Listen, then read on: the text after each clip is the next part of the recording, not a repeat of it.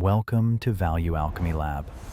Over the past 15 years, more than 80% of fund managers have underperformed the market, and these are the smartest, most professional, and most expensive people on Wall Street. So here's the question. If even professional investors can't beat the market, how is the average person supposed to invest?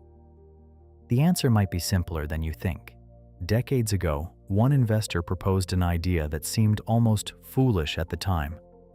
Don't try to beat the market, just buy the entire market. This seemingly unintelligent idea eventually changed the entire world of investing, and the man behind it is known as the father of index funds, John Bogle.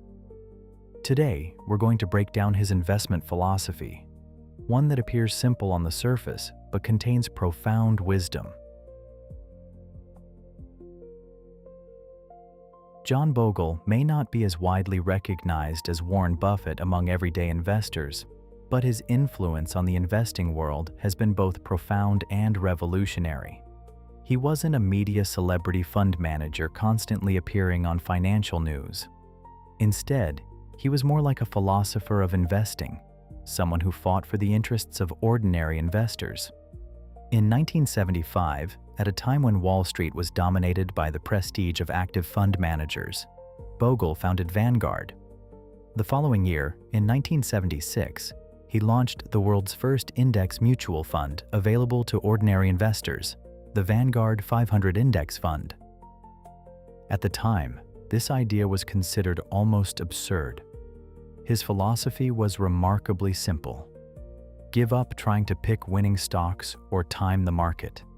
Instead, buy the entire market and capture the market's average return at the lowest possible cost. This innovation later became known as the Bogle Revolution.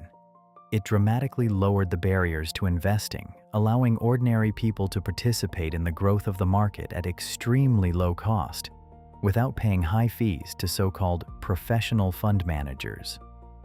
Bogle believed that the true essence of investing isn't beating the market, it's embracing it. So what did the investing world look like before Bogle introduced his unintelligent philosophy? It was essentially a game for the smart people. Countless graduates from elite universities, armed with MBA degrees and dressed in sharp suits, filled the trading floors of Wall Street. They saw themselves as the market's elite, attempting to beat the market through sophisticated analysis and frequent trading. They spent enormous amounts of time studying macroeconomic data and corporate financial statements, trying to predict which stocks would rise, which would fall, and exactly when to buy or sell. They believed they could uncover hidden bargains or exit the market just before it declined. But this smart game came with a very high price. First, there were the fees. Active funds typically charge management fees of 1% or more, along with trading commissions and performance-based fees. These costs are deducted from your investment, regardless of whether the fund performs well or poorly. Second, there's portfolio turnover. In pursuit of higher returns, active fund managers frequently buy and sell stocks. This increases transaction costs and often leads to higher tax burdens, further eroding investment returns. Even worse, all this research and trading often fails to deliver consistent success. John Bogle's great insight was that he saw through the true nature of this smart people game. In a market filled with countless intelligent and highly trained participants, consistently outperforming everyone else is almost impossible. It's like standing in a crowded ballroom, trying every time to find the perfect dance partner, and doing it faster and more accurately than everyone else in the room. Not only is it exhausting, the probability of success is extremely low. Bogle's unintelligent philosophy was simply to abandon this futile effort. He asked a different question. If you can't predict which stock will be the next big winner, why not just buy the entire herd of horses? If you can't always choose the right dance partner, why not simply dance with the entire ballroom? That idea is the core principle of index funds. An index fund doesn't try to outperform the market. It is the market. By holding all the stocks in the market, or at least a large representative portion of them, you automatically capture the market's average return. At first glance, that may seem ordinary, but in reality, it represents a form of deep wisdom, because by doing so, you eliminate stock-picking risk, avoid the difficulty of market timing, and escape the burden of high fees. And because index funds follow a passive strategy, their operating costs are extremely low. The money saved on fees becomes real returns for investors. Over the long run, these seemingly small differences in cost can ultimately determine whether an investment succeeds or fails. You might say this sounds convincing, but what does the real-world evidence show? The data tells a clear story. Every year, S&P Dow Jones Indices publishes a report called SPIVA, short for S&P Indices versus Active. This report tracks the long-term performance of active funds compared with their benchmark indices. The results are striking and exactly what Bogle predicted. Over the long term, the vast majority of active funds fail to consistently outperform the indices they track. Over periods of 10 years, 15 years, or even longer, most active funds, often more than 80%, end up underperforming the index. This is not an accident. It is a statistical inevitability.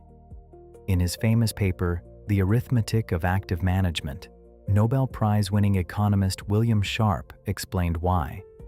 Before costs, the average return of all investors must equal the market return. But after deducting management fees and trading costs, the average performance of active investors must fall below the market. In other words, active investing, when viewed as a whole, is largely a game of cost drag.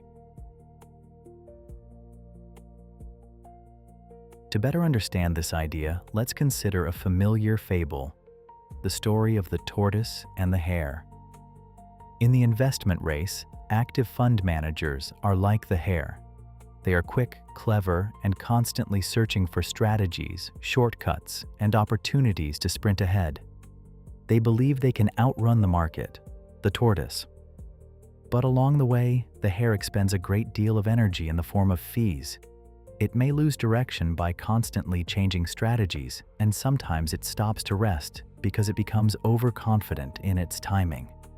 Index investing, as championed by John Bogle, resembles the tortoise. It doesn't rely on speed or clever tricks. Instead, it moves forward steadily and consistently, one step at a time. It knows its destination, the finish line, and it refuses to be distracted by the noise along the way. And as the story goes, the ending becomes clear. While the hare is slowed down by fees, taxes, and mistakes in its attempt to outperform, the tortoise, by following the simplest and lowest cost strategy, quietly and steadily reaches the finish line. In fact, it often arrives ahead of most of the hares. So what practical lessons can ordinary investors learn from John Bogle's unintelligent philosophy? First, simplicity. Investing doesn't need to be complicated. By choosing one or two low-cost, broad-market index funds, such as those tracking the S&P 500 or the global stock market, you can easily participate in the growth of the global economy. Second, cost awareness. Always pay attention to the fees of your investment products. Even a difference of just 0.5% per year can accumulate into a surprisingly large amount over several decades. Remember, fees are the silent killer of investment returns. Third, long-term thinking. Index investing requires patience. It's not a tool for getting rich overnight. It's a partner for building wealth steadily over time. By investing consistently and allowing time and compound growth to work in your favor, you may eventually discover that this seemingly unintelligent persistence is actually the smartest strategy of all. John Bogle once said, "Don't look for the needle, buy the entire haystack." This simple sentence perfectly captures the essence of index investing. Let go of the illusion of beating the market. Embrace the market's average return, and your investment journey may become far steadier and far longer lasting. Thank you for watching. If this perspective resonated with you, consider subscribing for more explorations into timeless investment thinking.